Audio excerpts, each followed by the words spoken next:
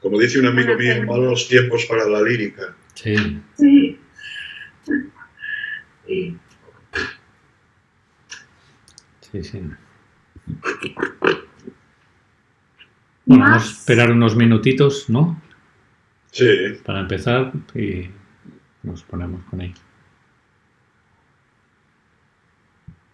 Está entrando gente.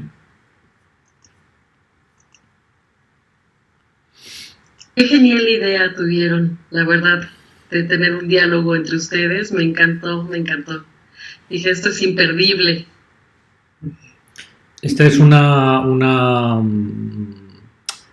actualización de lo que en otro tiempo eran las listas de correo electrónico, ¿no? Que los intercambios que hacíamos de puntos de vista y de reflexiones, ¿no? Y de hecho fue de una conversación en torno a eso entre Germán y yo, precisamente donde partió esa idea de trasladarlo a esta otra modalidad que es más completa, ¿no?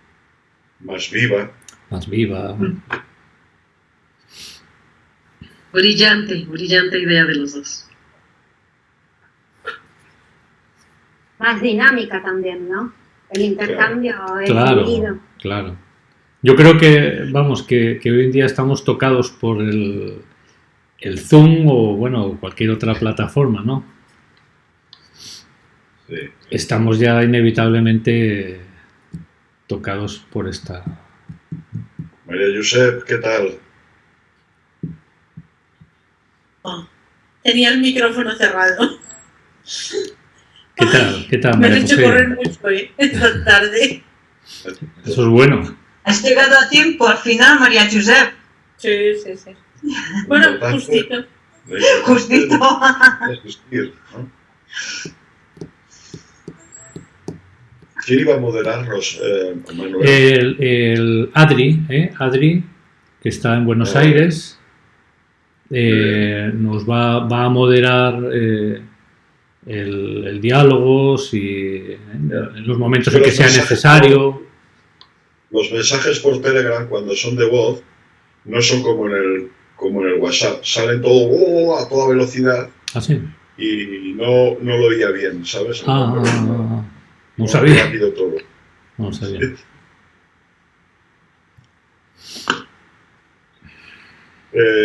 ¿Tenemos alguna pregunta ya a todo esto?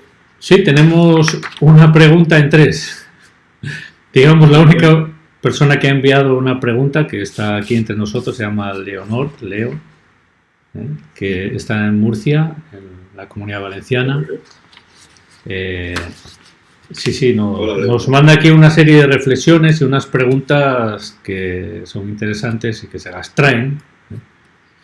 Muy bien. Así que, Adri, se las trasladas para Germán. Si queréis, os lo voy a leer. De poli bueno, ¿no? Eso. Exacto. Sí.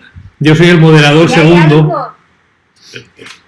No, digo, si hay algo prometedor acá es que no va a haber silencio, porque los dos son reconocidos de hablar y no escapar a las preguntas, ¿no? Así que va a estar muy bueno esto. Esperemos que sea todo muy bonito y muy bien. Sí. Pues si queréis os leo este escrito de Leo. Muy bien. Bueno, vamos a ver cómo lo sintetizo, que es un poco largo. Bueno, dice: los expertos grafólogos confirmáis que en la escritura se reflejan las adiciones en general, tanto de sustancias como de comportamientos. En este momento o ciclo histórico que nos encontramos, parafraseando a Jung, nacemos con el espíritu de la época. En la actualidad estamos en la era tecnológica de Wi-Fi, móviles. Desde mi humilde punto de vista, un porcentaje muy alto son o somos ciberadictos a las redes sociales y a la tecnología en general. Conozco a muchos niños y adolescentes que tienen cuadros de ansiedad severos si se quedan sin batería o sin wifi y confiesan que no pueden vivir sin él. Enlazando un párrafo con otro, no sé si todas las adicciones serían sed de espiritualidad o solo el alcoholismo, y si en cada época se escribe de forma diferente en general.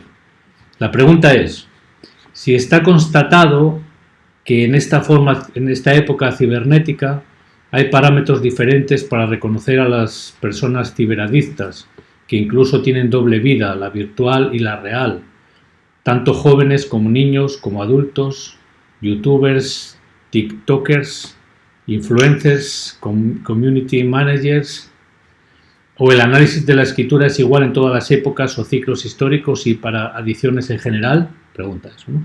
Esta es una cuestión. La otra es, dice que cuando ve escrituras de personas sordas suelen ser muy caligráficas, porque desde mi humilde percepción, desde pequeños se les ha obligado a hacer mucha caligrafía.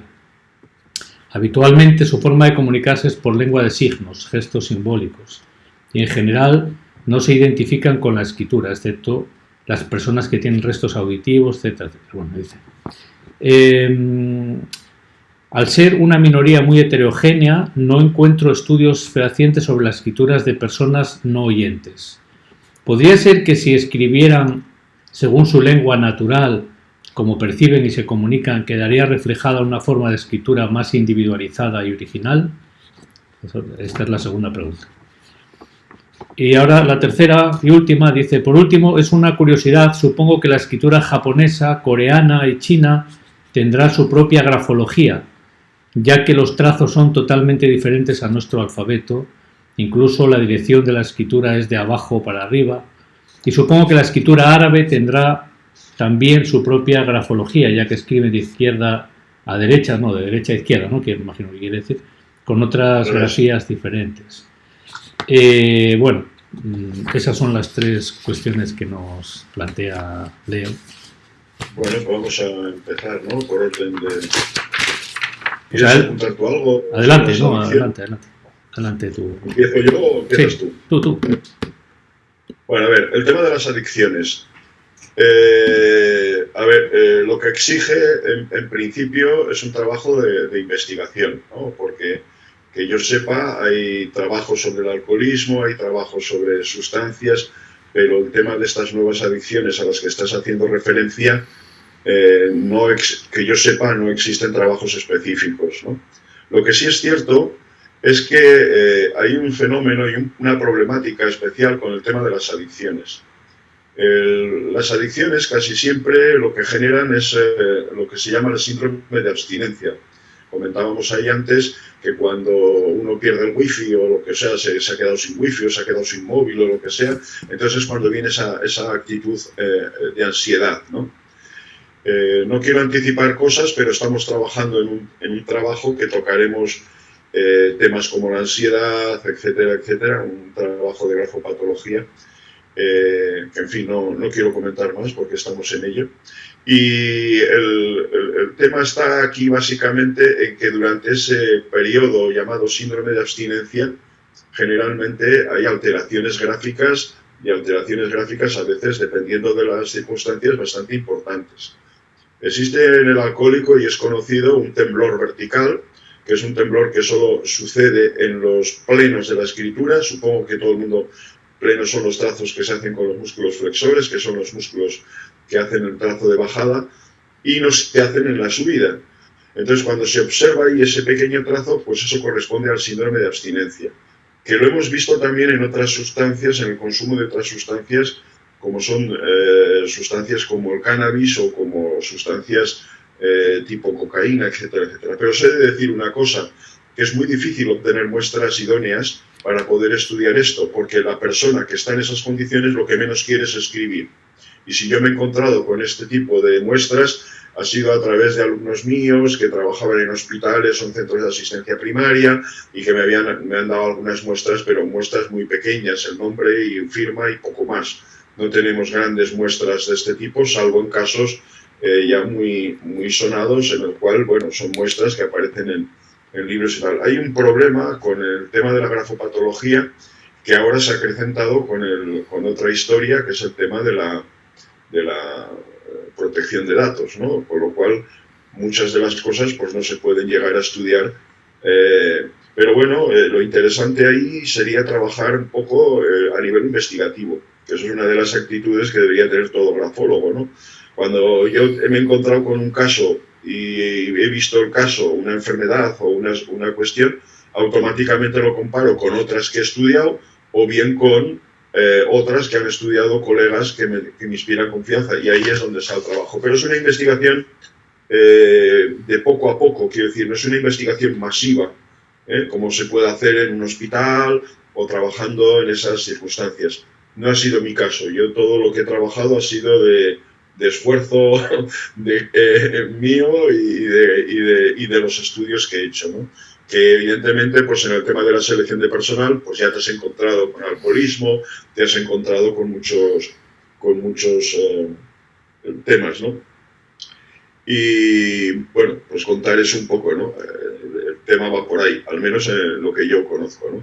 Y luego sí que hay trabajos publicados, pero de otro tipo de cosas. Sobre el alcoholismo quizás sea una de las cosas que más trabajo se ha hecho o que haya más publicado, ¿eh? Y en casi todos los libros de patología pues existe un poco este tipo de información, ¿vale?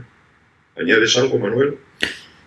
Bueno, básicamente reafirmarme, ¿no? Reforzar el punto de vista que has expuesto, ¿no? Y también recordar que aunque luego hablaremos un poco de ello también, que la grafología es una aproximación a la escritura, al trazado grafoescritural, ¿no? a la gestualidad escritural, y esa aproximación se puede hacer de una manera científica, o de una manera hermenéutica, de una manera filosófica, en fin, se puede hacer de una manera especulativa, etcétera, etcétera, como sabéis, pero precisamente lo que caracteriza el saber científico es justamente la investigación, ¿no? Que es lo que más hace falta, ¿no? Promover y desarrollar en el campo de la grafología. Aquí hay una dificultad muy grande, y es que la inmensidad de variables que toman parte en una grafología aplicada, ¿no? en una intervención grafológica, sobre todo cuando lo que vamos es a interpretar, ¿no? a leer, ¿no? a hacer una lectura psicológica y de actitud, ¿no? de conducta, etcétera, con respecto a un sujeto que ha escrito. Aquí es muy difícil el poder llegar a conclusiones que sean válidas o validables, podríamos decir, desde el campo de la ciencia, vamos a decir así, ¿no? Entonces hay aspectos, pequeñas cosas, que hay estudios, hay investigaciones, desde luego, ¿no? Daphna Yalom, por ejemplo, hizo una relación bastante abundante para el Parlamento israelí en su momento, hace unos pocos años, donde se indicaban estudios, publicaciones científicas en revistas científicas y también tesis doctorales, etcétera, ¿no? Trabajos de investigación y trabajos grafológicos que ponían de manifiesto que realmente existe esta investigación, pero claro, existe con una cierta insuficiencia, y luego la gran insuficiencia está en que la enorme cantidad de posibilidades que tiene la aproximación grafológica a la escritura para poder atisbar matices y elementos, ¿no? que tienen que ver con la personalidad de la persona que escribe, pues toda esa inmensidad de matices es muy difícil, muy complicado, y no sé si algún día podrá ser una realidad que pueda ser validado desde un punto de vista de la investigación grafológica, es decir, en el campo de lo experimental, incluso de lo correlacional, ¿no? salvo algunas cosas que son muy generales y muy inespecíficas. Y esto, quizás desde mi punto de vista, es lo que lleva a que se tache o se discuta acerca de la cientificidad de la grafología. Ahora bien, el que no se puedan validar desde las rutas científicas, ¿no? de la experimentación y de la investigación, de las publicaciones científicas, que no se pueda validar ciertos saberes o ciertos conocimientos, ciertas experiencias con la escritura, no significa necesariamente que tales postulados sean erróneos, ¿no?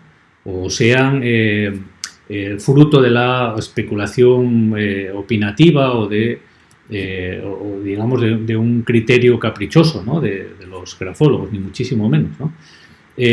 Por lo tanto, hay que tener en cuenta que nosotros estamos manejando un saber tradicional que en parte es validable y en parte está validado en algunas cuestiones y en una gran parte todavía está por validar y que probablemente gran parte de todo ello no sea quizás nunca validable por esta dificultad, por la intervención de variables excesivas y sobre todo que hay variables ocultas que no se pueden manejar a la hora de plantear una investigación científica. Entonces, partiendo de ahí, el asunto de las adiciones, claro, lo que nosotros observamos en la escritura en un momento dado, aparte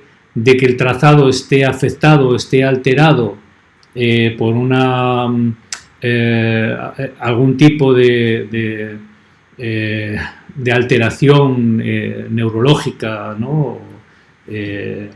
O patológica, etcétera. Aparte de eso, desde el punto de vista grafológico, en el sentido psicológico, ¿no? En el sentido de la personalidad, hay que ver de qué manera y hasta qué punto una determinada adicción, sea de alcoholismo o de sustancias estupefacientes o una adicción no sé, una ludopatía o una adicción a internet o lo que sea, en qué medida y de qué manera afecta a la personalidad de un sujeto que escribe, ¿no? Porque depende cada sujeto y cada personalidad, ¿no?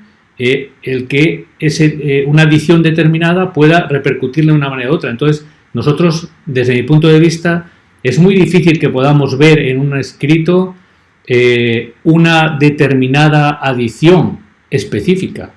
Lo que estamos viendo es una personalidad que está afectada probablemente por algún tipo de adicción, ¿no? Por ejemplo, que pueda estar repercutiendo, digamos, lo más genérico, igual que toda infección suele cursar con fiebre, ¿no? como una respuesta del sistema inmunológico que es muy genérica.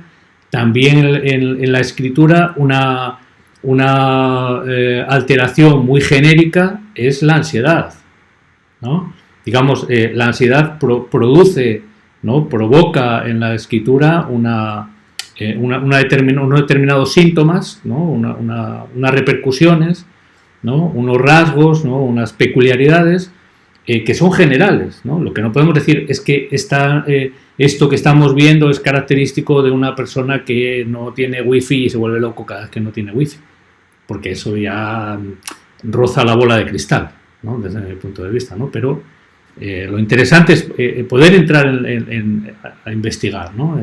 Ahí, ¿no? Sí, y yo añadiría una cosa más, y es que no podemos ver las adicciones, a veces, lo que dice Manuel, pero sí vemos el efecto que la adicción provoca en el sujeto, en el individuo. Es decir, no olvidemos que cuando hablamos de grafopatología, no estamos viendo una enfermedad en sí, estamos viendo el carácter que esa enfermedad imprime en el sujeto. Entonces, si vemos lo que vemos más que la adicción en sí, lo que estamos viendo es la sintomatología, la caracterología que ese tipo de adicción conlleva, ¿no? Lo digo esto porque cuando empecé yo en los años 80 aquí en Barcelona, en el 85, el primer cliente que me entró no le pude atender porque me pidió que hiciera una cosa que a mi juicio es totalmente antiética. Era una empresa de detectives que se encargaba de seguir a un empleado por orden de la empresa. Veían que bebía demasiado y entonces le hacían escribir y entonces contrataban un grafólogo para que certificara, o sea, hiciera un informe diciendo que este era un alcohólico y tal. Con ese informe iban a donde el sujeto, lo amedrentaban, no sé qué, para que se marchara, le daban una indemnización menor y se lo quitaban del medio. Y esto durante los primeros años, yo creo que toda la década yo empecé en el 85 aquí en Barcelona, en el despacho Grafo Studio, pues desde el principio hasta casi los 90 era casi un recurrente cada año que me llamaban una o dos personas solicitándome este tipo de servicio que por supuesto nunca di.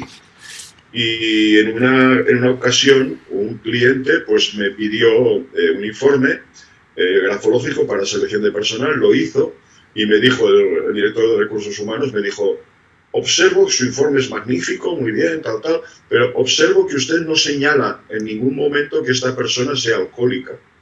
Digo, hombre, yo lo que señalo es la problemática que esta persona en sí tiene, no puedo yo decir si es alcohólico, porque hay una serie de rasgos que pueden tener que ver con problemas cardíacos, con problemas había varias casuísticas y no puedes especificar exactamente el qué.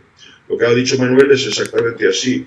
Decir la etiología concreta de una dolencia, eso hoy por hoy creo que no es posible. Lo que sí es posible, cuando estás trabajando con un grupo grande de personas, y esto nosotros en la Sociedad Española de Grafología, mi padre que es pionero en este sentido, que pedía a sus alumnos de la Escuela de Medicina Legal de la Complutense de Madrid que hicieran trabajos sobre determinados trastornos. Entonces tenemos un buen archivo de enfermos, por ejemplo, de corazón, donde ves una serie de rasgos y ahí ves una serie de características que son típicas de un grupo de 50 personas. Chapó, eso es una investigación. Un grupo de esquizofrénicos, un grupo de no sé qué, y tenemos varios, en nuestros archivos, varios de estos estudios que son importantes por la cantidad de muestras. Se les exigía además que presentaran un diagnóstico médico firmado por el médico, la muestra de escritura, incluso se les pedía un test proyectivo, casa, árbol, persona, con lo cual teníamos una información muy, muy importante. Y con eso se puede, de alguna manera, llegar a especificar un poco más. Incluso señalar algunas cosas de algunas enfermedades que están mucho más estudiadas. Lo cual quiere decir que con esto que estamos hablando, en el futuro, si alguien trabajara codo a codo en un hospital y trabajando con grupos de enfermedades concretas, pues se puedan sacar conclusiones mucho más específicas y mucho mejores. Un ejemplo también de una fenomenología grafoescritural, ¿no? que cuenta con una con estudios y con observaciones y con registros y que además es conocido, ¿no? por la ciencia médica y demás, es en la enfermedad de Parkinson, por ejemplo, ¿no? Exacto. Esta microescritura, ¿no? Esta micrografía en el Parkinson es una expresión de una digamos de una alteración, ¿no? de las vías dopaminérgicas, en fin, ¿no? una dificultad, ¿no? para poder gesticular o para desarrollar movimientos de motricidad fina, etcétera, ¿no?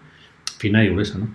El asunto es este, ¿no? Que precisamente ahí lo que estamos viendo, ¿no? o lo que se deduce de ello es que la escritura es un tipo de conducta, es una conducta más, y la conducta es expresión de un sujeto, ¿no? Digamos de un entramado, de una complejidad psicofísica que tiene unas maneras específicas de funcionar. Y esas maneras específicas de funcionar es lo que tratamos de entrever, ¿no? A través de del estudio grafológico, ¿no? Este es el asunto. Cuando hay rasgos o signos que apuntan a ansiedad o a obsesiones o a inhibiciones o a algún tipo de rasgo que hace entrever también un tipo de ideación desmesurada, etcétera, ¿no? O cualquier otra cosa, ahí entramos en el campo de lo general, es decir, no podemos, desde mi punto de vista, ¿no? Situar, ubicar a esa persona en una determinada patología concreta, ¿no? Específica, ¿no? Porque entonces, si eso fuera posible, realmente tendríamos entre las manos una herramienta poderosísima. La herramienta grafológica es muy potente, es muy interesante, pero tampoco tenemos que conocer nuestros límites, ¿no? Luego, la segunda pregunta, Manuel, yo creo que es casi un poco más de lo mismo, ¿no? El tema de la falta de audición en las escrituras, que efectivamente la observación ya la había hecho porque concretamente en una época daba clases yo en Zaragoza y un alumno era presidente de una asociación de personas con baja audición y tal, y una de las cosas que había visto el tema de la caligrafía. Claro, la persona que no se puede defender, digamos, hablando, pues a veces tenía que hacerlo escribiendo, ¿no? Y es cierto que se daba este fenómeno. Pero más allá de todo eso, hay una serie de características conductuales que sí se van a operar, por ejemplo, en las personas que tienen esta dificultad. No sé si habéis convivido con personas así. Yo tengo una hermana y una de las características, por ejemplo, que tienen es el tema de la desconfianza. Normalmente, al no poder tener esta idea completa del discurso que estás hablando, pues tienen la mayoría, no digo con esto que sea general, pero la mayoría tienen esta tendencia a desconfiar del mundo de los que hablamos, ¿no? Sobre todo cuando son sorderas que no tienen, digamos, ningún tipo de posibilidad de oír de ninguna manera, ¿no? O sea, entonces eso es una de las características que yo pude ver, el tema este de la desconfianza. Pero por otro lado, claro, es lo mismo de antes. Hay que investigar grupos enteros, hay que trabajar con ellos, hay que hacerles pruebas y en función de todas esas pruebas se podrían ver algunas de estas características que estamos señalando. Casi siempre pensad más que enfermedades concretas o trastornos concretos, es lo que estaba diciendo antes, son conductas, son actitudes, son formas de ser, que esas formas de ser están condicionadas. Y os diré que todos estamos condicionados, Nadie ve igual las cosas. Cada ojo ve las cosas diferente del vecino, porque cada ojo tiene unos colores determinados, tiene el iris de una forma distinta. Lo mismo pasa con el oído, tampoco oímos exactamente igual. Entonces, eso configura una forma de ser, configura una manera de moverse en el mundo. Y esa manera de moverse en el mundo es absolutamente personal, no hay dos iguales. Claro. Y esto ya es una cosa demostrada científicamente. No hay dos iguales. Entonces, lo que interesa más que poder ver la problemática en sí es ver qué pasa, qué está pasando con ese sujeto, qué características tiene, cuáles son sus pasanas, cuáles son sus tendencias, sus actitudes, sus hábitos, ¿no? Y eso es lo que nosotros reflejamos en eso que llamamos personalidad, que en realidad es eso. Y ahí está justamente una de las dificultades en poder validar la escritura en cuanto a patrones tipológicos, ¿no? Que sean inexcusablemente reconocibles en la manera de escribir, ¿no? Justamente en que el modo de escribir de una persona, como sabemos, como los que tenemos una cierta experiencia en la observación de escrituras, es único. Es único, quiere decir que hay elementos que son generales, que son colectivos, que son compartidos con otros, ¿no? Formas caligráficas y determinadas tendencias, determinados rasgos típicos, etcétera.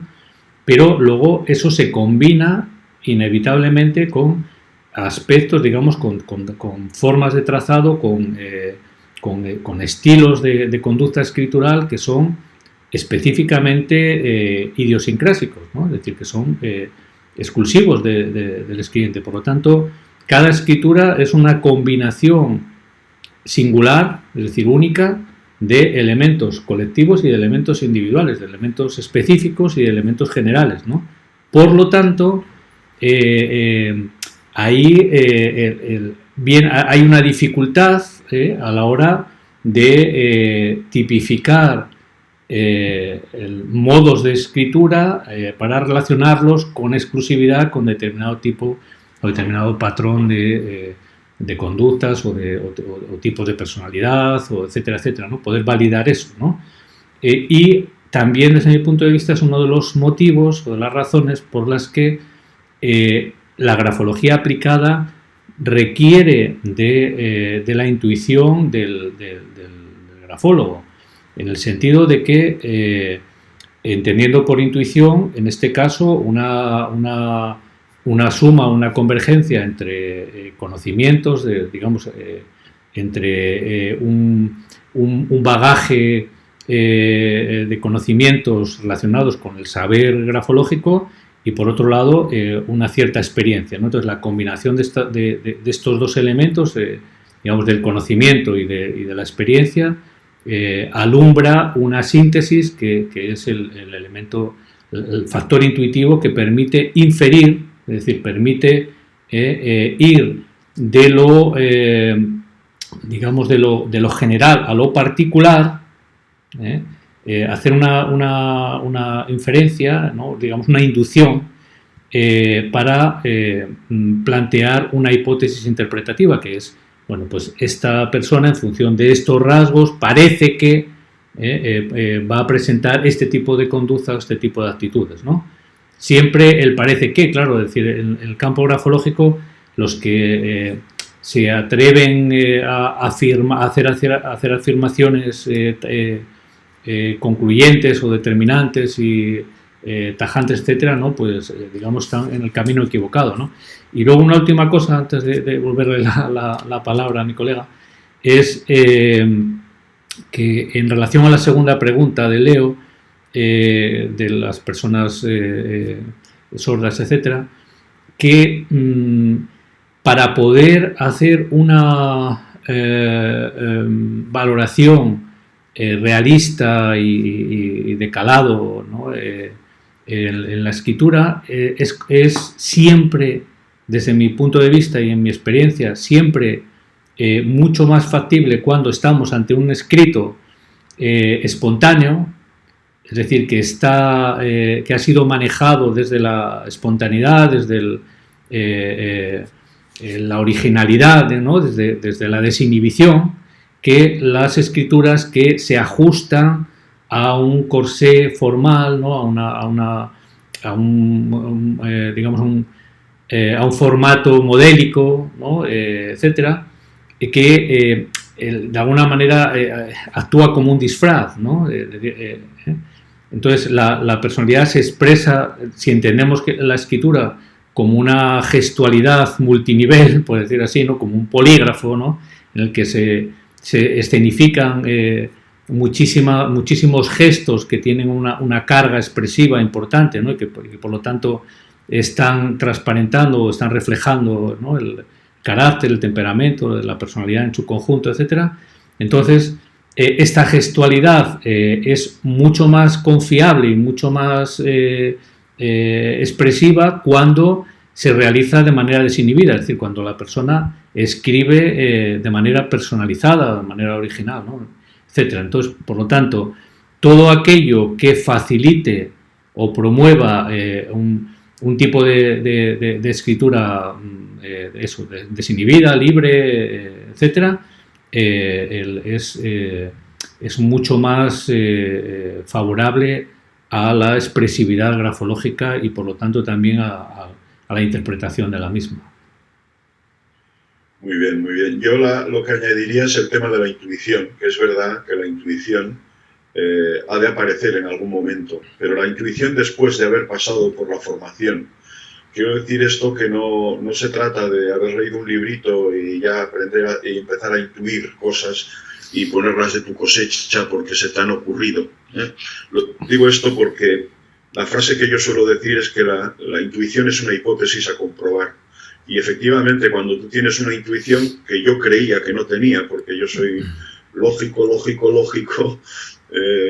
total, pero de repente un día alguien me enseña un escrito y digo, esta chica es... Dice, profesor, ¿cómo sabe usted que es una chica? Digo, bueno, no lo sé por qué. Era verdad, ¿no? Pero que no lo sabía por qué. Ese no saber por qué viene después de un proceso de saber muchas cosas antes, previas, y el haber trabajado previamente el tema. La intuición viene después. Esas intuiciones así iniciales pueden servirte, yo qué sé, para otras cosas, pero en el campo de una técnica o de una ciencia o de una materia, tiene que ser después de que tienes un amplio conocimiento. Entonces surge de tanto en tanto la intuición. Pero no esas intuiciones como las primeras. Ojo, también he de decir que hay personas que ya hemos comentado en alguna clase, en algún momento, que tienen o que tenían esas capacidades. Y yo siempre pongo de ejemplo del padre Girolamo Moretti, que era una persona que tenía una gran intuición, pero él también era un gran estudioso grafológicamente hablando, ¿no? Teníamos aquí en Barcelona también una grafóloga que era Rosa Torrens Botey, que también era una intuitiva, y tenemos otras en varios sitios, pero eso es un don y eso no se puede nunca transmitir, a menos que detrás haya alguien que lo sistematice de alguna manera, como pasó con el padre Moretti, ¿no? Y de ahí surgió una importante escuela. Pero aunque no quieras funcionar intuitivamente, de repente aparece un día la intuición, aparece, ¿eh? Pero después de, claro, un proceso largo y amplio de lo contrario, de estudiar. Yo complementaría estas reflexiones con las que estoy muy de acuerdo. También, bueno, por un lado, señalar que la intuición es una modalidad humana, digamos, de conocimiento, ¿no? Es una función psíquica, ¿no? En lo cognitivo, ¿no? Pero, efectivamente, ¿no? Podríamos hablar de una pseudo-intuición, es decir, de una intuición verdadera, vamos a decir, ¿no? por simplificar, ¿no? Con fines didácticos en la exposición, ¿no? Una intuición verdadera, es decir, ¿no? Digamos, un encuentro, ¿no? Una síntesis que realiza el sistema perceptual, ¿no? A partir de un conocimiento, ¿no? De una formación, como señala Germán, y aparece una síntesis que muestra ¿no? una hipótesis interpretativa certera, ¿no? O sea, diferenciar esto de una pseudo-intuición que consiste en que todo lo que a mí se me ocurre, pues allá va, ¿no? Es decir, como una especulación gratuita o una autoconfianza excesiva que no se basa en nada, sino que se basaría, digamos, en una especie de planteamiento supersticioso y de una sobrevaloración de un pseudo razonamiento, yo diría del ánimos o del ánima, ¿no? Pero vamos, en todo caso sería un tipo de pseudo intuición que no viene al caso y que además estropea realmente la reputación de los grafólogos, ¿no? Cuando se hace un abuso o un uso indebido de ese tipo de inferencias, ¿no? Hay una pregunta por ahí que dice... Perdón, Germán, que falta otra de las que había hecho... Ya lo sé, pero quiero decir una cosa antes. el amigo Francisco Elías Bartolo estaba haciéndonos, a ver si podía hacer una pregunta.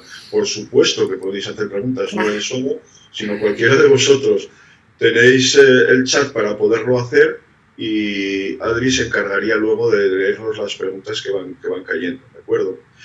Bien, está el tema de las posibles grafologías con otros sistemas de escritura, ¿no? Vamos a llamarlo así. Los hebreos, por ejemplo, ya existe grafología incluso muy potente. Me estoy acordando de Israel Odem, ¿no? Por ejemplo, que trabajaba mucho el tema de la escritura hebrea, la escritura árabe. Desconozco si hay, pero sí que se puede estudiar, incluso las lenguas orientales. En China ya existía una especie de grafología, lo que pasa es que nunca se llamó como tal, pero sí que se estudian. Pensad que allí en China y en Japón sobre todo también está el tema de la caligrafía con pincel, que se estudia la caligrafía tradicional de los ideogramas chinos y japoneses, y es como una especie de carrera parecida a las artes marciales. O sea, tú empiezas allí de párvulo a escribir esos ideogramas y terminas igual, no sé si es así, pero va por grados, como por ejemplo el karate, ¿no? Que es primer dan, segundo dan, tercer dan, con el cinturón amarillo. Yo no sé si les ponen cinturones, pero sí que les dan algún tipo de certificación de ese estudio, ¿no? Y saliendo al paso de esto, evidentemente que hay, aunque no sepamos el contenido del mensaje, sí que podemos ver cosas. Yo tengo, saqué una serie de fotos en una especie de supermercado que tengo cerca de mi despacho. Pues hay como avisos que dejan entre sí, deja la gente un aviso donde pone, no sé, vendo piso, o quiero trabajo de niñera, en fin, no sé, yo no sé exactamente lo que pone porque no lo veía, ¿no? Pero lo curioso es la enorme analogía que hay con nuestros digamos, dimensiones gráficas, ¿no? El movimiento, el espacio, la forma, el trazo, el que hacía los ideogramas muy pequeñitos, el que los hacía muy estrechos, el que lo hacía muy grande, o sea, que esas reglas son válidas para cualquier tipo de signo, aunque no lo entendamos el lenguaje. Si es un signo espontáneo, como bien ha dicho Manuel, y es un signo gráfico que tenga un sentido, aunque no sepamos el sentido, sabemos. La persona que es insegura, pues retocará, hará a la persona, en fin, todo eso que es grafología pura y dura. No obstante, hay un libro de dos colegas de aquí de Barcelona, que es el Palmiro Viñas y Amadeo Pellicer, que no recuerdo exactamente el título, pero que tiene que ver con quizá María Josep se acuerde, la grafología de otros tipos de alfabetos, no sé si le llama... Sociografología. Sociografología, me parece recordar, sí. Y bueno, es un libro donde explica que las reglas y las formas, pues más o menos son las mismas, lo que pasa que tiene varias materias, varias maneras de poderlo encarar, ¿no? Evidentemente hay que conocer cómo se ha hecho, como has comentado muy bien, Leonor, de arriba abajo, por ejemplo, que escriben en algunos sistemas en los chinos, los hebreos y los árabes que escriben de derecha a izquierda, pero hay otras muchas lenguas, está el tamil, está el sánscrito, en fin, tenemos cantidad de lenguas que varían y luego el mundo árabe, no creáis que es un solo alfabeto para todos igual. Mi hija que estudia árabe, pues existe el marroquí, existe el turco, en fin, hay montones de variables y de variaciones. Lo que sí sé que existe, al menos existía en Bélgica, una sociedad que era que lo que hacía era estudiar la grafía latina combinada con la o sea, de una misma persona que escriba en los dos tipos de escritura, estudiaba las similitudes que había entre los signos de un tipo y los signos de otro. Y entonces eso era evidentemente muy interesante porque era un estudio comparativo que era muy útil a la hora de luego poder determinar cosas. Ahí también hay que tener en cuenta que se trata, digamos, el saber grafológico o lo que tiene una significación grafológica es aquello que el escribiente pone, digamos, de sí en el sistema escritural, ¿no? Es decir, de qué manera la persona personaliza o desfigura o añade alguna peculiaridad a la escritura, digamos, ¿no? A partir del modelo o del carácter impersonal o colectivo, ¿no? De la escritura que se haya aprendido, ¿no? Por lo tanto, lo importante es conocer la regla escritural, las reglas, las pautas, digamos, las obligaciones. Nosotros podemos hacer una letra T de 1000 maneras, pero hay unos elementos básicos, ¿no? Es verdad que hay letras que a veces las identificamos por el contexto de las letras que le preceden o que le anteceden, ¿no? O que le siguen, vamos, pero la escritura tiene que resultar legible, ¿no? Y para que resulte legible tiene que contener algunas pautas normativas. Entonces, si no conocemos las pautas normativas, no sabemos si lo que estamos viendo es debido a que el sistema escritural así lo exige o que el escribiente ha añadido o ha modificado o ha personalizado esa regla general, ¿no? Esto lo digo porque si nosotros estamos observando una escritura en un sistema que no conocemos, ahí es donde está la barrera para poder apreciar o para poder interpretar. Ahora, luego hay algunos elementos que son arquetípicos, podemos decir así, ¿no? Que son estructurales, que tienen que ver con la constitución humana en general, da igual que seas chino, árabe o de Perú, ¿no? En la que podemos apreciar pues estas cosas, ¿no? Si el trazado es tembloroso o si hay retoques o si se escribe mucho más pequeño o más grande, en fin, cosas que son como muy básicas, ¿no? O muy generales, pero para poder hacer un acercamiento grafológico de calado necesitamos conocer el sistema, es decir, la regla o las reglas, ¿no? Y una vez que conocemos las reglas, vemos cómo el escribiente se sale de la regla, ¿no? Digamos, cuál es su manera peculiar, ¿no? de navegar, ¿no? A través del papel, ¿no? De moverse o de caminar por el mismo, ¿no? Muy bien.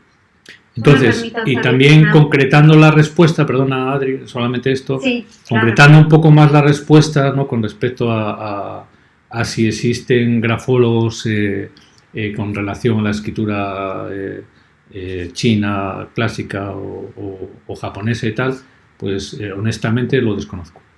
No lo sé. Muy bien. Yo lo único que conocía era esa sociedad en Bélgica que hacía estudios comparativos entre la grafía latina y la grafía china, pero no sé tampoco mucho más. Una cosa que se puede... Perdona. Una cosa que se ve muy claramente, por ejemplo, cuando se hace una interpretación. Yo suelo hacer desde hace muchos años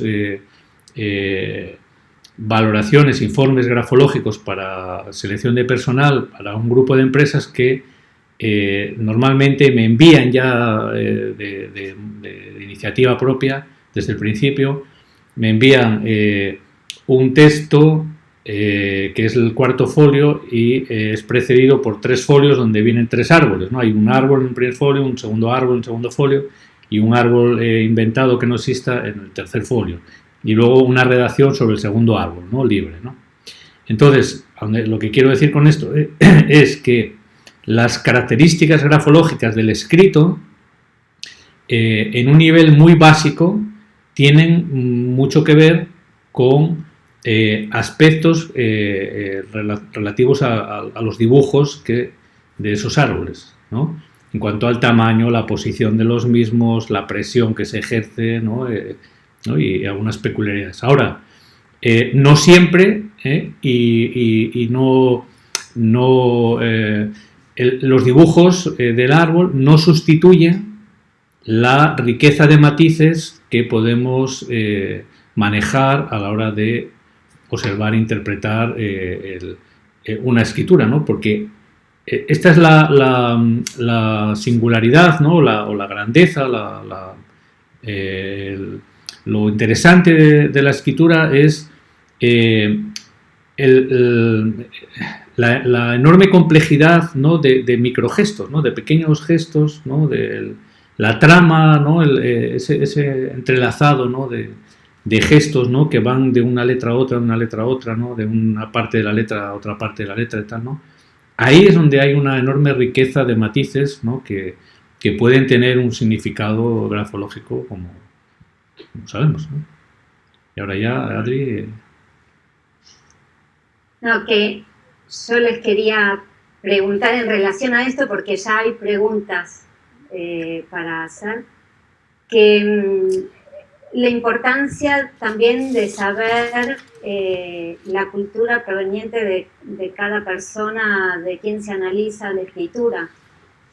En este mundo donde se viaja tanto y las personas cambian de país, de residencia, muchas veces sería interesante, ¿no? También saber de dónde provienen e incursionar un poco en eso. Al momento de hacer un análisis grafológico, en especial en esto, porque tal vez...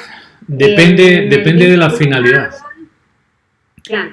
Depende de la finalidad del análisis, ¿no? Si la finalidad del análisis es inferir de qué cultura viene, entonces no necesitamos saberlo, evidentemente, ¿no? Por ejemplo, ¿no? Puede ser una investigación criminológica, por ejemplo, ¿no? Y estamos viendo a ver dónde nos encaja mejor ¿no? Por ejemplo, ¿no?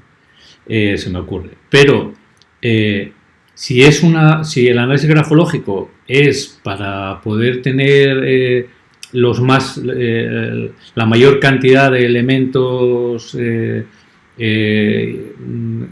peculiaridades, ¿no? Asociables a peculiaridades, ¿no? de la personalidad de ese sujeto que escribe, entonces todos los datos que podamos manejar son bienvenidos, todos, ¿no? Incluyendo ese, por supuesto, todos, ¿no? ¿Qué edad tiene?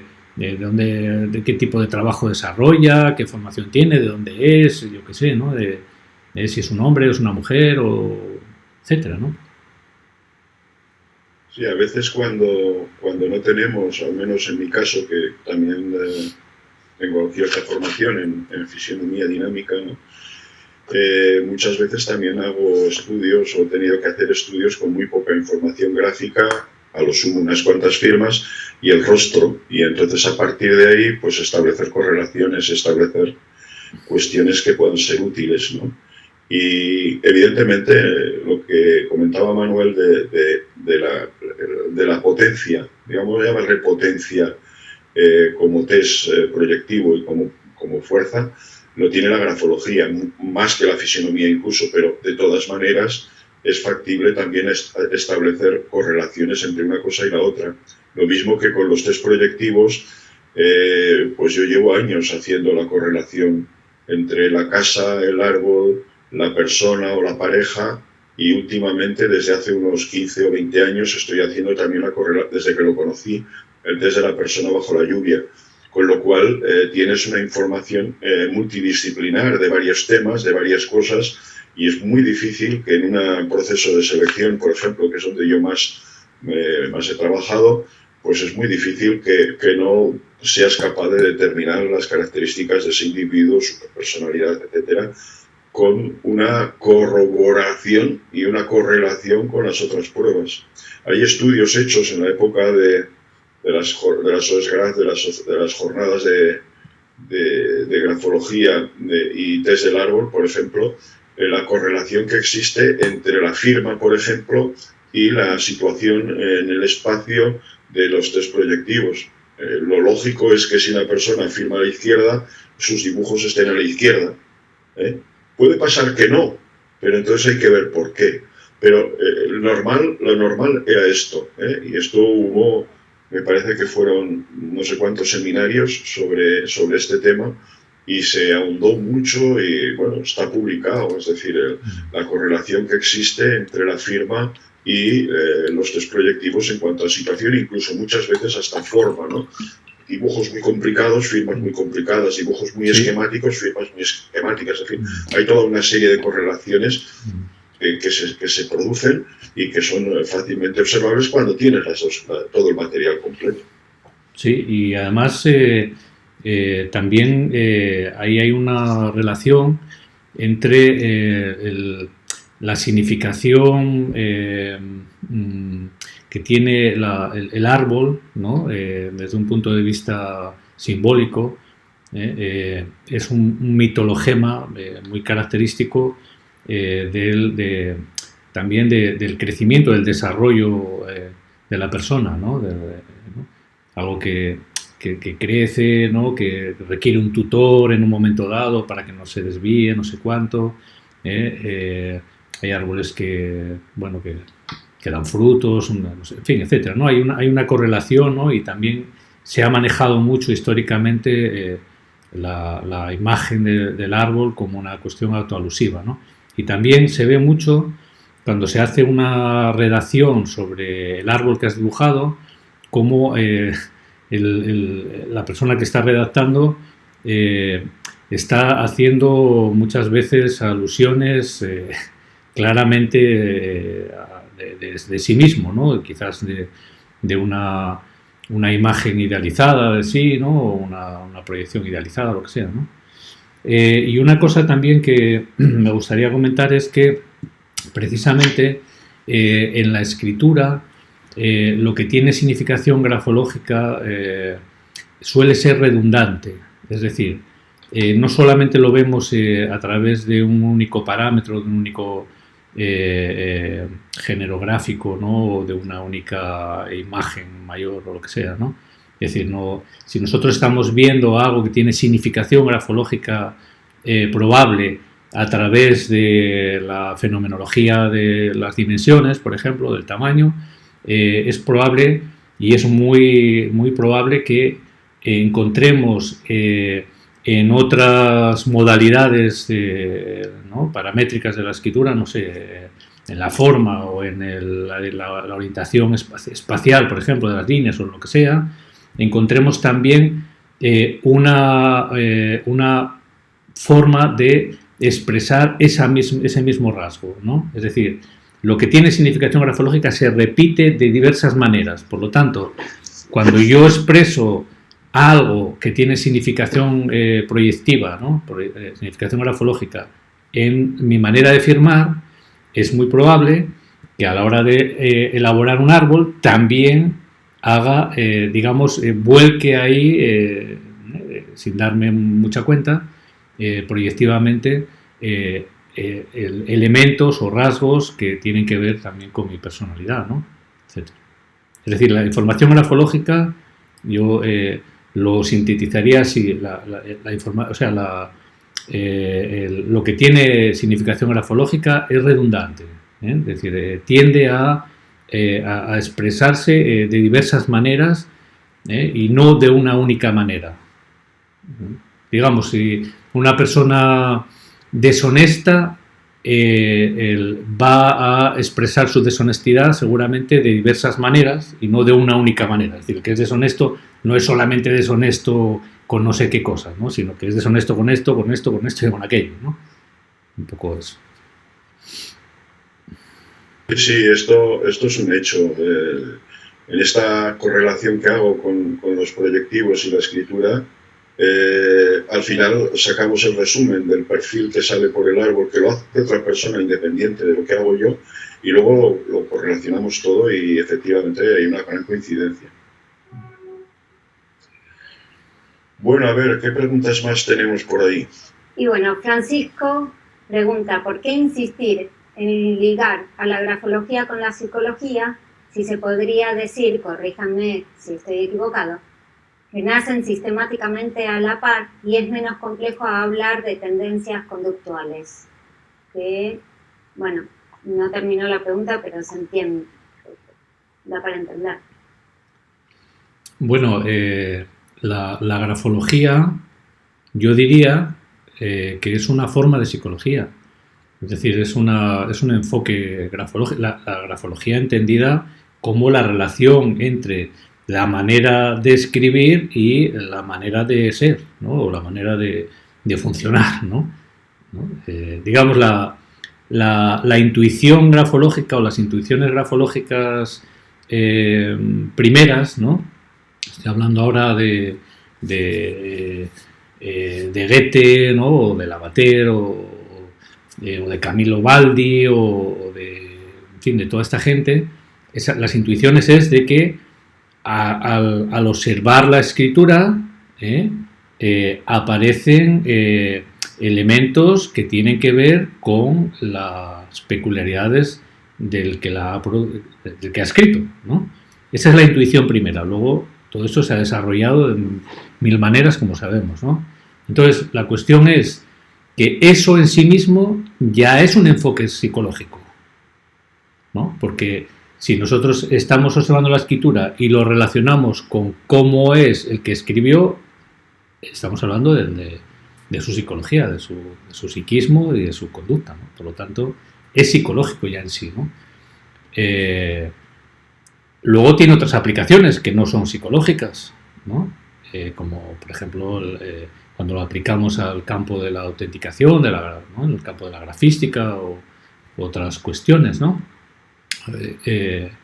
Pero, bueno, lo que entendemos por defecto por grafología, o lo que todo el mundo entiende por defecto de grafología, si tú a alguien te presentas como grafólogo o como grafóloga, pues muy probablemente te va a decir ¿qué quiere decir esta manera de firmar que tengo? ¿No? Dime algo de cómo, ¿no? de cómo soy. Esto es un enfoque psicológico, ¿no? Ahora, la psicología, digamos, claro, es una disciplina mucho más amplia en ese sentido, y la grafología podría ser, digamos, un tipo de prueba o un tipo de técnica científica que permite, digamos, apreciar, ¿no? Ciertos rasgos que tienen que ver con la personalidad, con la inteligencia, con la conducta, o lo que sea, ¿no? Pero es un enfoque que yo diría que es indesligable del campo de lo psicológico casi por definición. Y también sería una antropología, sería una sociología, es decir, hay toda una serie de materias que estarían ahí.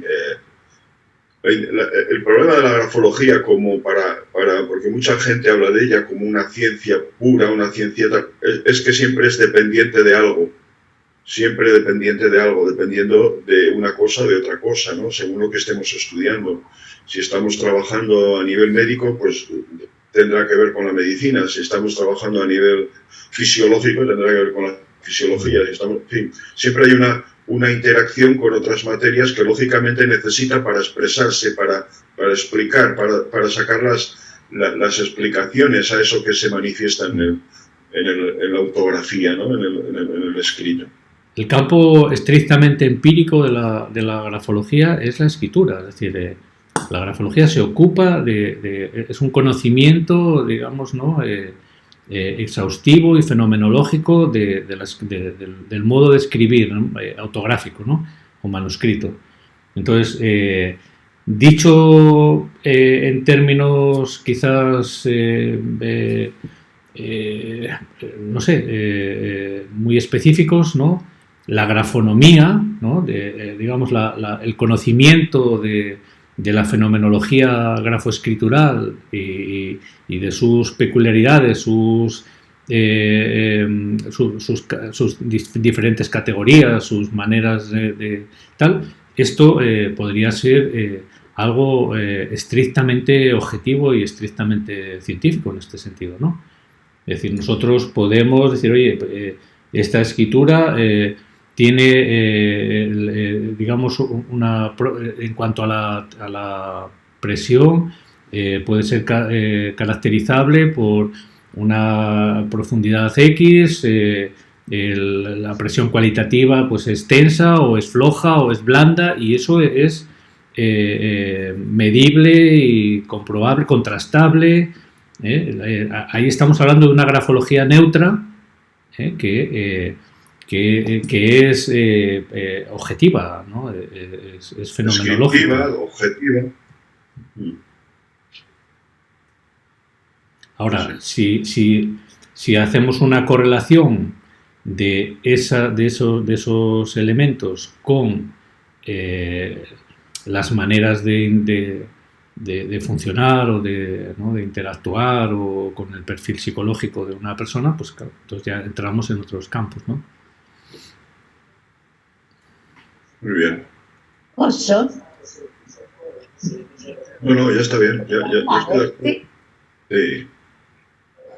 Allora, io penso che di fronte ad una scrittura, il primo problema che emerge è vedere la scrittura in verticale e la scrittura in orizzontale. Perché la scrittura in verticale ci dà le caratteristiche dell'io individuale. Chi è l'uomo, la parte intellettiva e la parte istintuale. La parte orizzontale invece, andare da destra verso sinistra, significa andare a vedere l'io sociale, l'io con il tu. La relazione, Una il mondo volta della che relazione. abbiamo fatto questa suddivisione secondo lo spazio di Pulver, è molto facile poi andare a vedere le caratteristiche dell'io individuale e dell'io sociale e integrarle tra di loro. Perché se noi non conosciamo l'io individuale, non possiamo conoscere come questa persona si comporta nel sociale. E quindi allora la prima cosa che io faccio quando analizzo una scrittura è vedere, non andare così ad intuito, vedere i movimenti in verticale e in orizzontale e poi procedere. E questo indipendentemente dalla corrente grafologica, dalla corrente morettiana, dalla corrente francese, dalla corrente... Questa è proprio una caratteristica di analisi della scrittura. Sí, totalmente de acuerdo, ¿no? Es como una cuestión muy básica, ¿no? y universal, ¿no? Que trasciende el enfoque teórico de cualquier escuela, ¿no? Es una cuestión muy obvia, ¿no? Hay un movimiento arriba abajo, ¿no? Un movimiento en lo vertical y un movimiento en lo horizontal. Es también el signo de la cruz, ¿no? Como arquetipo, ¿no? Como símbolo, ¿no? Digamos un movimiento, un trazo, ¿no? Una figura vertical y una figura horizontal, ¿no? En la figura horizontal estamos en el campo de la relación, ¿no? El campo de la relación con el tú, ¿no? Con el otro, el ámbito social. Y en el campo de la verticalidad estamos expresando el autoconcepto, ¿no? El sentimiento autoestimativo y el concepto que la persona tiene de sí misma y la relación que tiene consigo misma, ¿no? Esto es lo que estás comentando, entiendo, ¿no? Sí, en el trabajo que yo publiqué sobre las líneas de fuerza, precisamente hace referencia a esas dos tendencias. La tendencia de autoafirmación, que casi siempre se orienta en la parte vertical, y la de realización, que es la parte horizontal, ¿no? Ese símbolo que es la cruz, realmente, que es la cruz que se da en el signo gráfico, que es el vertical y el horizontal, se juntan y se asocian en un montón de letras. Hay letras como evidentemente la más importante es la barra de la T, ¿no? La T es la letra por antonomasia. Aspetta, bella. Sì. Aspetta, bella, però quando si analizza in verticale, noi passiamo dalla zona alta, che è la zona intellettiva, alla zona bassa, che è la zona istintuale. Corretto. E quindi abbiamo già una panoramica della persona che ha scritto. Mhm. Invece quando si va dalla destra verso sinistra, si va verso il sociale, l'io con il tu. E quindi l'io rappresentato dall'occhiello, come viene collegata con l'occhiello, come viene collegato con la lettera successiva, mi dà il rapporto e quindi mi fa vedere se l'io è un elemento egocentrico o un elemento estroverso. E quindi già vedo nel comportamento sociale come si comporta l'uomo. Mhm. Sí, sí, Sí, es así es. totalmente de acuerdo. Basta così. Muy bien. Muy bien. Y ahí también se pone de manifiesto, ¿no? Esto ya un poco eh, paralelamente, ¿no?, a lo que estamos comentando, ¿no?, que símbolos como la cruz la cruz en este sentido es un símbolo del uomo, ¿no?, del hombre, ¿no? Es, digamos, del antropos, ¿no?, digamos, del hombre como especie, ¿no? La imagen de Un símbolo Leonardo con el arquetípico. hombre de Vitruvio, ¿no? Exacto. Que es típica. Eso es, ¿no? Y además es muy curioso cómo el elemento grafoescritural que más se parece a la cruz, que es la T, probablemente sea, desde mi punto de vista, la letra que tiene más posibilidades de interpretación, sobre todo en el campo de lo volitivo, ¿no? Es decir, en el campo de la responsabilidad, en el campo de la voluntad, ¿no?, de la decisión, ¿no?, en el campo estrictamente del hombre, ¿no?, del ser umano, ¿no? Tenendo conto, Manuel, che in verticale troviamo anche le lettere alte, quelle che hanno l'asola in alto, come la lettera L, o l'allungo in basso, e quindi vediamo se piuttosto l'io è un io che segue la parte intellettiva o la parte istintuale.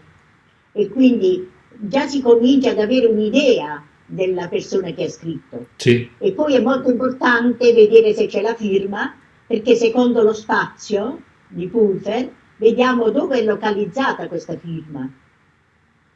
Sì. E quindi è molto importante, non tutti gli scritti hanno la firma, però quando c'è la firma dello scrivente è ancora più valido sapere dove è posizionata la firma. Sì. È logico che poi noi morettiani, mi permetto di dirlo, seguiamo anche una quantificazione dei segni, perché avere ad esempio un grado di 3 decimi o avere un grado di 6 decimi cambia la situazione. Por supuesto. E quindi questo per noi è una guida molto importante perché ci dà la possibilità di lo stesso segno con pesi diversi.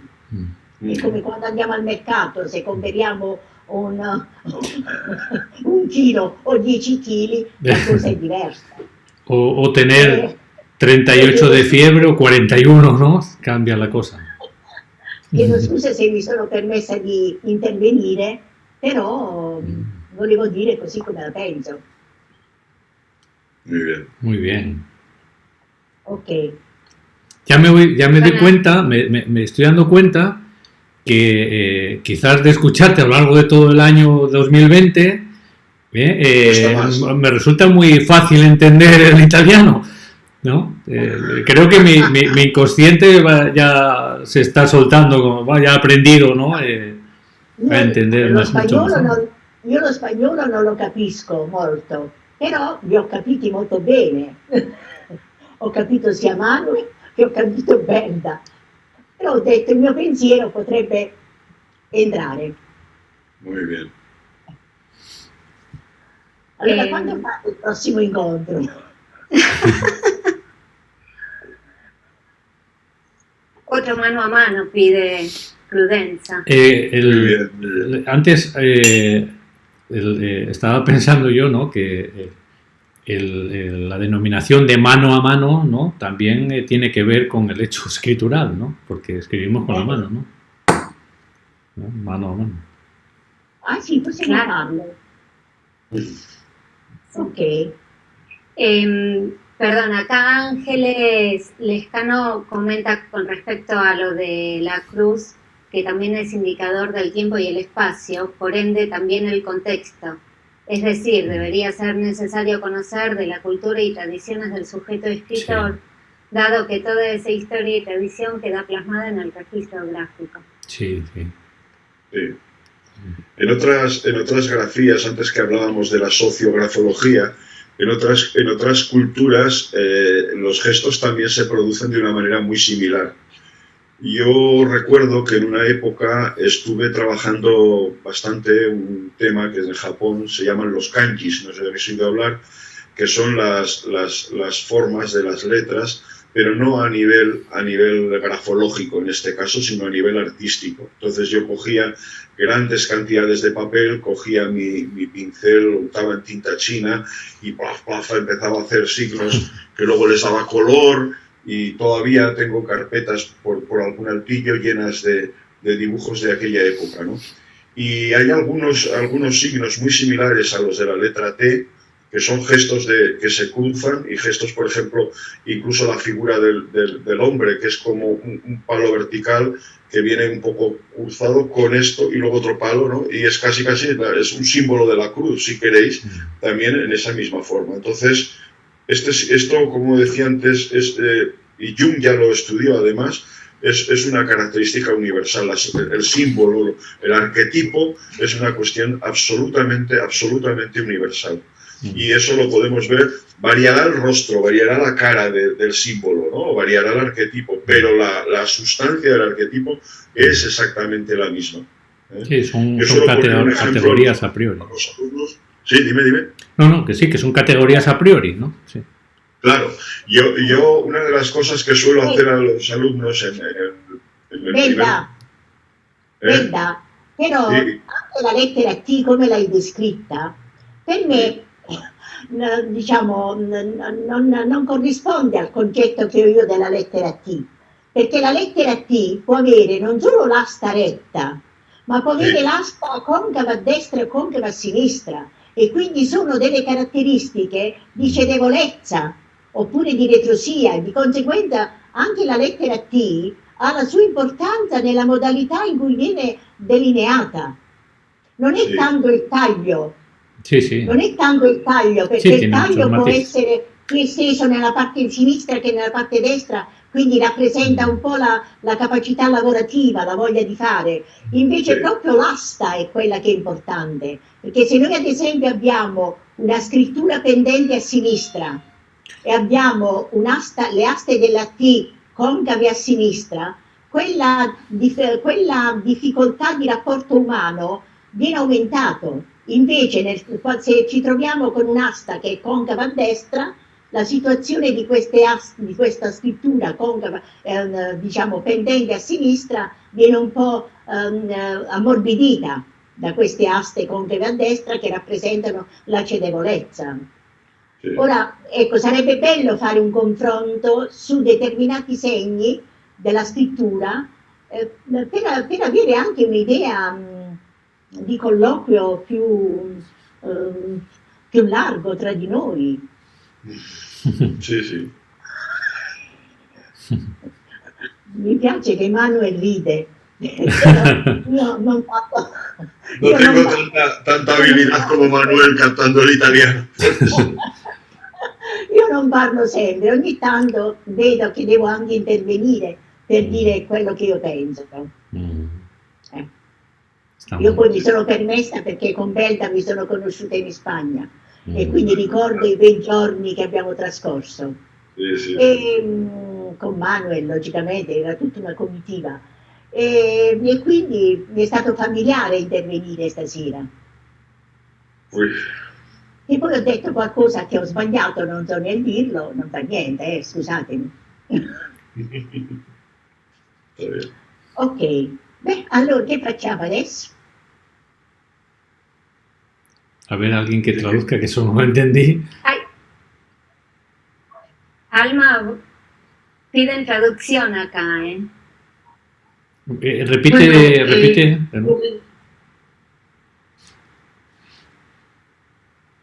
¿Qué dice qué? Bueno, comentó al final que esto de que tiene la confianza de comentar con Manuel es por el curso que tomó con él en todo en este tiempo, y que por eso esta familiaridad, ¿no? De estar comentando. Y pues bueno, al final la última frase es así, no entendí muy bien qué fue lo que dijo, pero supongo que fue como vamos. Pero era una pregunta, yo creo que era una pregunta, lo final era una pregunta, no sé cuál, pero una pregunta.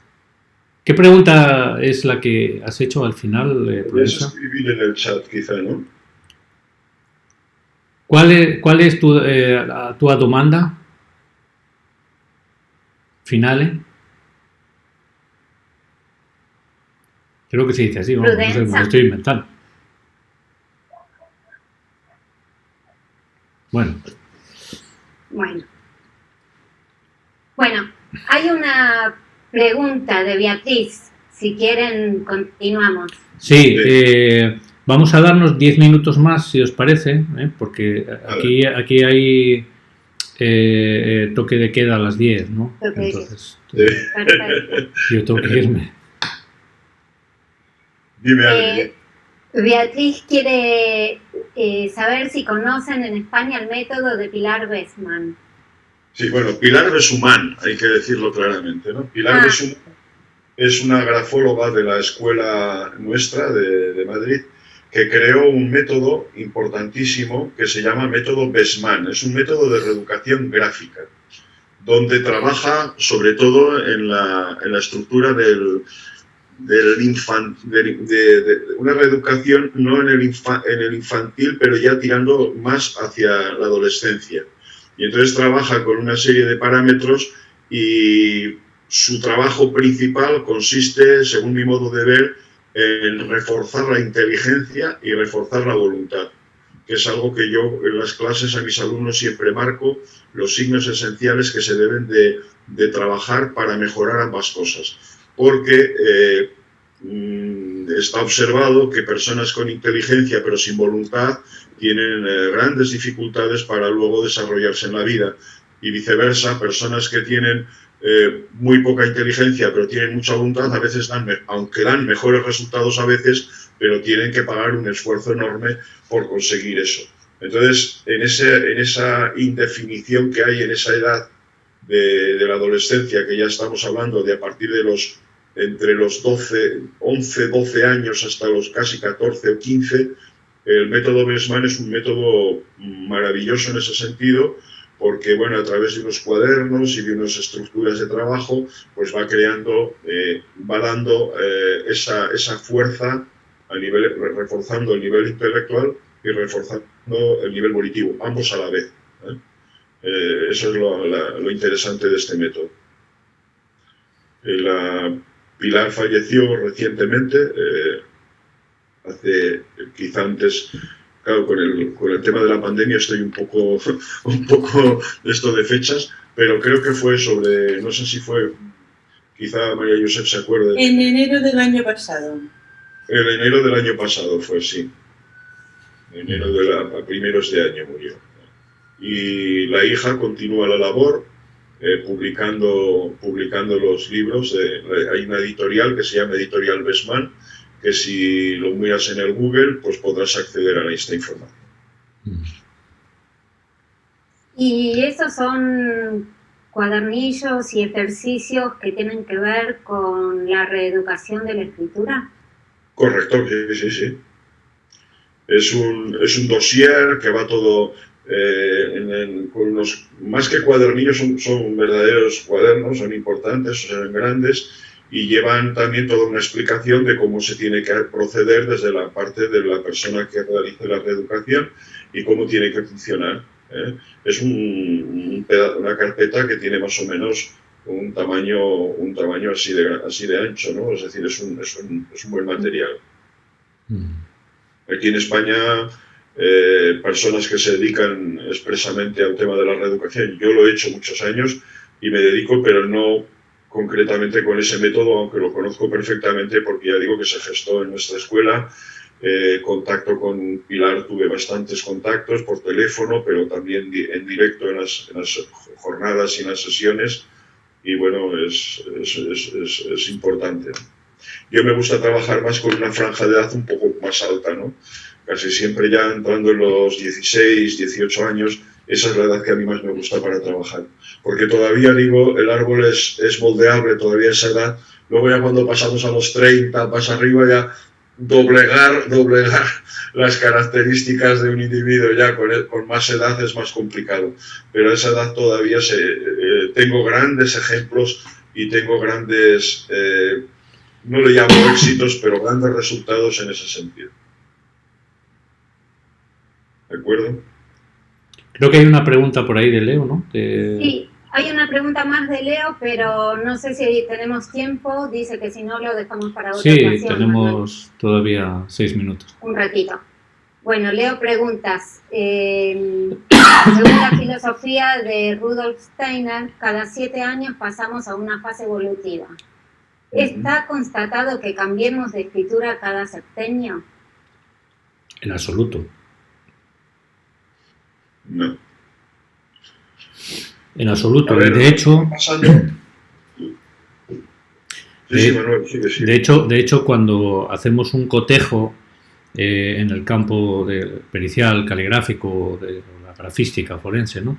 Cuando hacemos un cotejo de una firma, no sé, de una persona, por decir algo, ¿no? De 55, 60, 48 años, y la comparamos con escrituras coetáneas y no coetáneas, podemos remontarnos a lo mejor a 20 años atrás y tenemos una escritura que puede ser muy similar, sobre todo la firma, que cambia mucho menos que la escritura. La escritura puede haber una evolución, unas variaciones, unas transformaciones, ¿no? Hay personas en las que la transformación es muy intensa, ¿no? Pero no tiene por qué, ni mucho menos. Y en la firma, por ejemplo, podemos encontrarnos con una firma de 20, 30, 40 años atrás, prácticamente muy similar.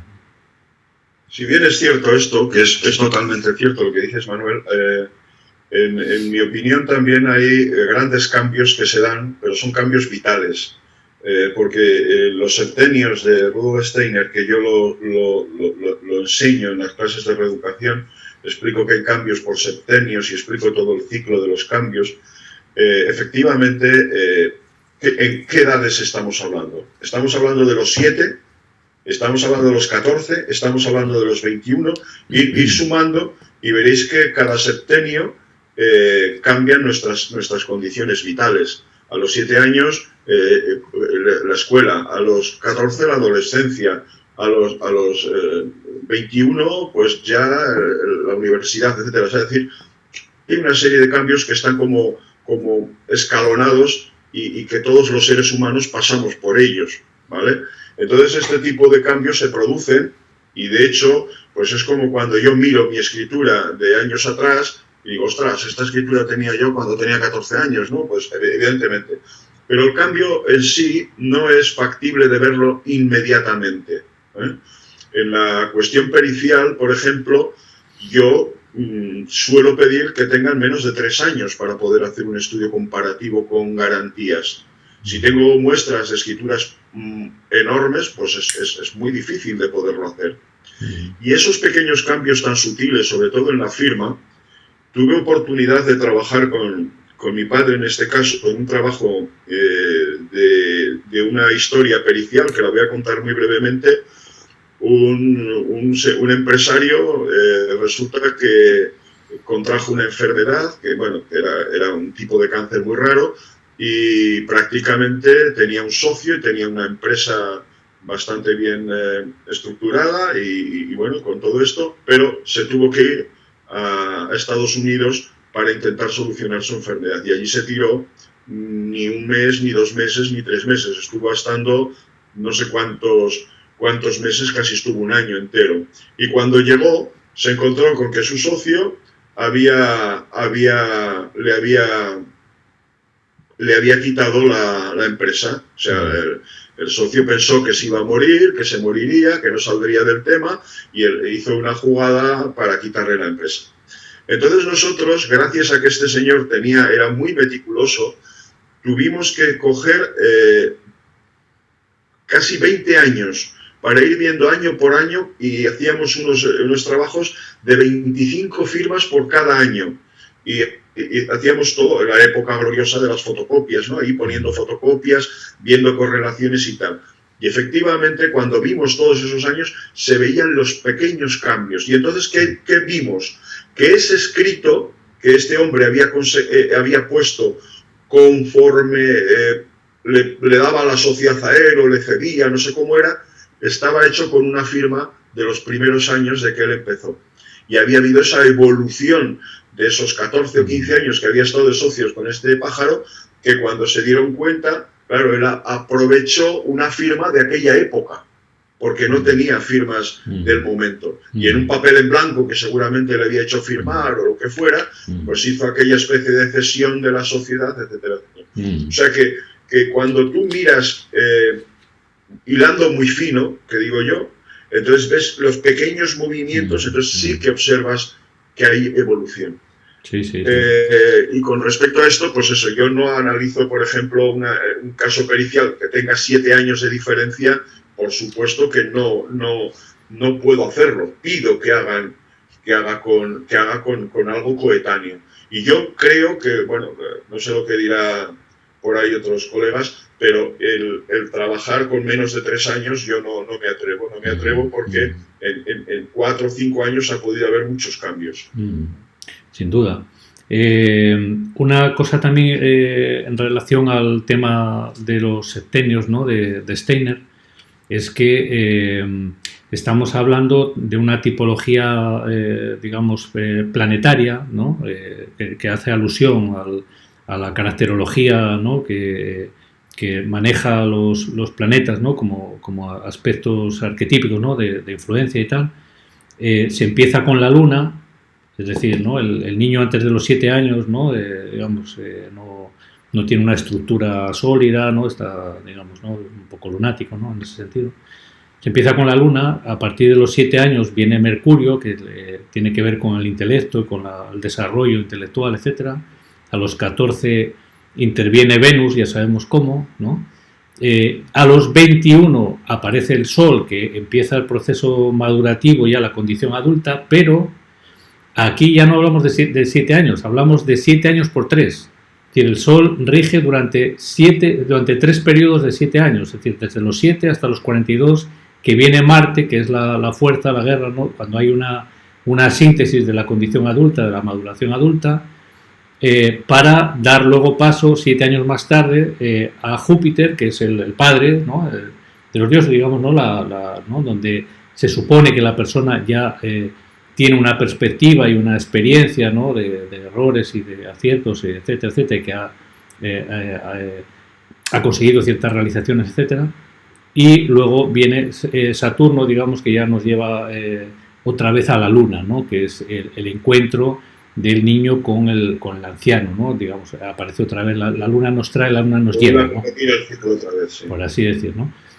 Entonces, claro, todo esto, evidentemente, ¿no? Hay transformaciones importantes, ¿no? Pero, digamos, los rasgos que marcan la personalidad del sujeto, al menos en los años donde ya está consolidado, donde rige el Sol, ¿no? Y en los años posteriores, los cambios ya son menores. Claro que puede haber transformaciones y cambios, evidentemente, pero son menores porque ya hay una estructura que mantiene unas coordenadas básicas estables, ¿no? En general, ¿no? Sobre todo si hay algún tipo de estructura accidental, alguna enfermedad, algún cambio importante, una persona que se arruine, pues una persona que no sé qué, pues claro, todo este tipo de cosas van a influir y a veces dan un cambio radical en muchas cosas, ¿no? A nivel gráfico y a nivel vital también, obviamente. Muy bien, bueno, pues creo que podemos ir cerrando, ¿no? la sesión de hoy. Está grabándose, así que la compartiremos a partir de mañana o pasado, en cuanto podamos subirla. Muchas gracias a todos los que habéis participado. Y prometimos repetir, ¿no? Prometimos repetir. Yo quiero que se repita. Volveremos, ¿no? a encontrarnos y a seguir hablando de todo este asunto. Y las preguntas las podéis dirigir a nuestros correos, ¿no? Que ya aparecían, me parece, en la convocatoria inicial. Y queréis algún tipo de pregunta o algún tipo de cuestión que queráis que profundicemos o que ampliemos o lo que sea, pues aquí estamos. Básicamente la idea era tocar aquellos temas que no aparecen luego en los libros y que son cuestiones que son lo que llamaríamos la filosofía de la grafología, ¿no? Por decirlo de alguna manera. Muy bien. Muchísimas gracias. Pues Gracias. un abrazo para todos y para todas. Un placer escucharlos. Un abrazo, Germán. Felicidades. Gracias. Gracias.